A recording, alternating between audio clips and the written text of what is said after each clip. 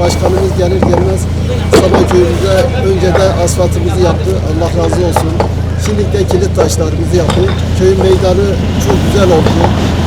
Emek geçen de herkese Allah razı olsun. Öncelikle başkanımızda, Yeşillik başkanımızda ve emeği geçen müdürümüzde hepsine teşekkür ederim. İşçilerimize de teşekkür ederim. Allah razı olsun.